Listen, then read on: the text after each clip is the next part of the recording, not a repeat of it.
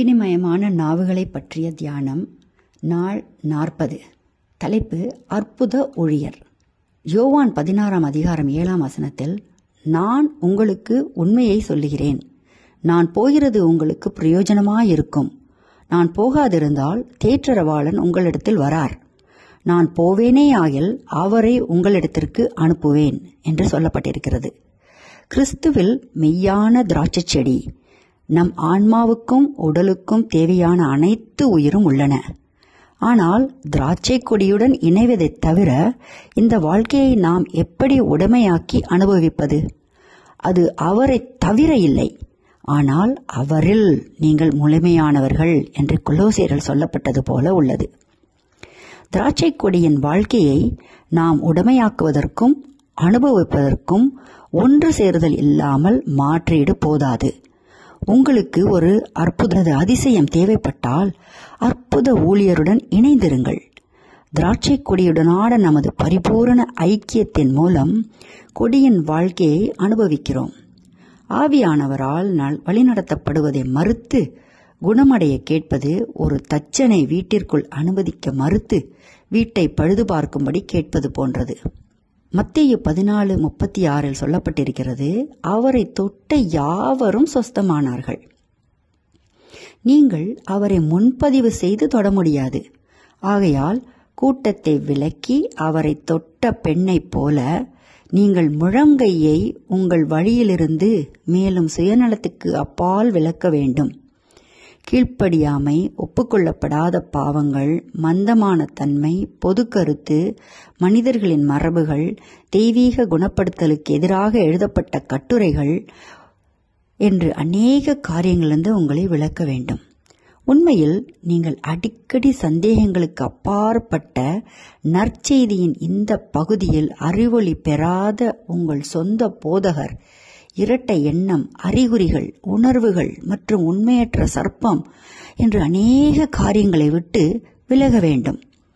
மீட்பின் ஆசீர்வாதங்களை நமக்காக நிறைவேற்ற அனுப்பப்பட்ட பரிசுத்த ஆவியானவர் நமது துணை அல்லது உதவியாளர்.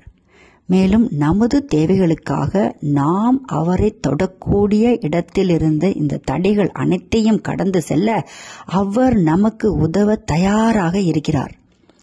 பரிசுத்த ஆவியை முழுமையாய் நம்மீது ஊற்ற ஆண்டவர் காத்திருக்கிறார். கல்வாரி வழங்கிய அனைத்து ஆசீர்வாதங்களையும் நமக்காக நிறைவேற்ற கிறிஸ்துவின் நிர்வாகியாகிய அவர் வருகிறார். அவரை தொட்டு யாவரும் பரிபூரணமானார்கள் என்பது இன்னும் உண்மை. ஆனால் நாம் அவரை எப்படி தொடுவது? அவருடைய வாக்குறுதியை நம்புவதன் மூலம்.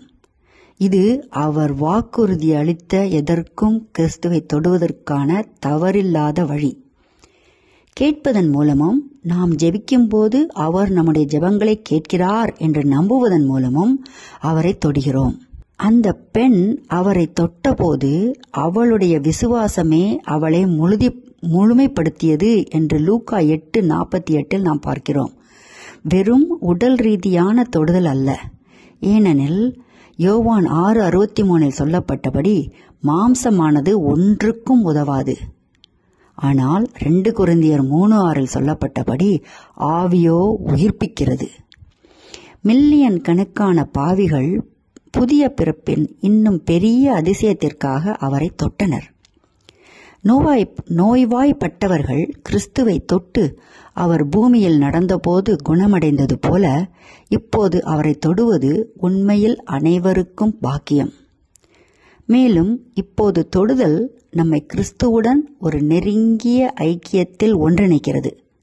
இது வெறும் தொடர்பு அல்ல, ஆனால் ஒரு கிளை மற்றும் ஒரு கொடியை போன்ற உண்மையான ஒற்றுமை. திராட்சை கொடியில் உள்ள அனைத்தும் ஆன்மீக மற்றும் உலக வாழ்க்கை உட்பட நமக்கு சொந்தமானது கிளைகள். விசுவாசத்தின் தொடுதல் இப்போது அற்புதம் செய்பவராகிய பரிசுத்த ஆவியின் முழு கட்டுப்பாட்டின் கீழ் கொண்டு வர முடியும்.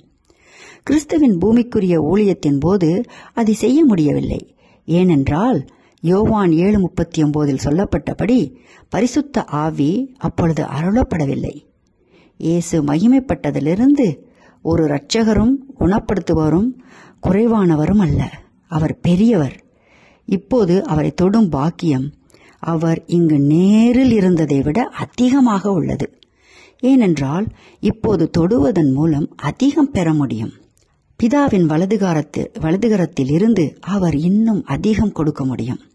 ஆகையால் யோவான் 16:7 சொல்லப்பட்டபடி, நான் போகிறது உங்களுக்கு பிரயோஜனமாயிருக்கும் என்று இயேசு கிறிஸ்து சொன்னது உண்மையாகிறது. ஆவியானவர் கிறிஸ்துவை வெளிப்படுத்த வருவதால் அவர் ஆவியானவரை அனுப்பப் போவதற்கு முன்பு அவரை வெளிப்படுத்தப்பட முடியவில்லை. அந்த நாளில் அவரிடம் திரண்டிருந்தவர்களைப் போல குறைந்தபட்ச விசுவாசத்துடன் நாம் ஏன் இப்போது குணமடைய கிறிஸ்துவை அணுக முடியாது? முந்தையது குணமடைய கேட்கும் முன் ஆண்டவருடன் சரியாக இருப்பதன் முக்கியத்துவத்தை காட்டுகிறது. ஆண்டவருடன் சரியாக இருப்பதன் ஆசீர்வாதம் குணப்படுத்துவதை விட 1000 மடங்கு விரும்பத்தக்கது மற்றும் மகிழ்ச்சி அளிக்கிறது. கர்த்தருடைய நாமத்துக்கு ஸ்தோத்திரம். ஆமேன்.